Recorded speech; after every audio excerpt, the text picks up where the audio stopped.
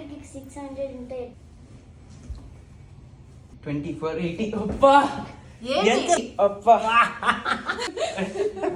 thank you why மலேசியாவுக்கு போனால் 2வது நாளே ரிசல்ட் வரும்னு நினச்சே பார்க்கல. அன்றைக்கி காலையில் பார்த்திங்கன்னா நல்லா ஊரெல்லாம் சுற்றிட்டு ஈவினிங்க்கு மேலே தான் ரூமுக்கு வந்தோம்.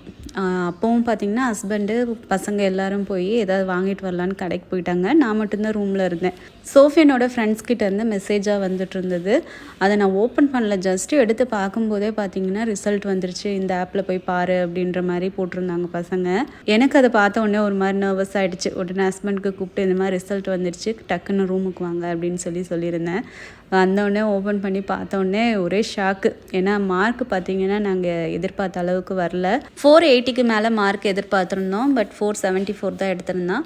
பட் ஓகே, ஒன்றும் பிரச்சனை இல்லை அப்படின்னு சொல்லிட்டு மனசை கொஞ்சம் தேத்துட்டோம். இருந்தாலும் அவனுக்கு கொஞ்சம் அந்த ஃபீலிங் இருக்க தான் செய்யுது. பட் என்ன பண்ணுறது, 12th பார்த்துக்கலாம் அப்படின்னு விட்டாச்சு. சோஃபியன் மார்க்கை அன்னைக்கு ஈவினிங்கே வந்து நான் போஸ்ட் போட்டிருந்தேன் யூடியூப்பில். எல்லோரும் ரொம்பவே விஷ் பண்ணியிருந்தீங்க.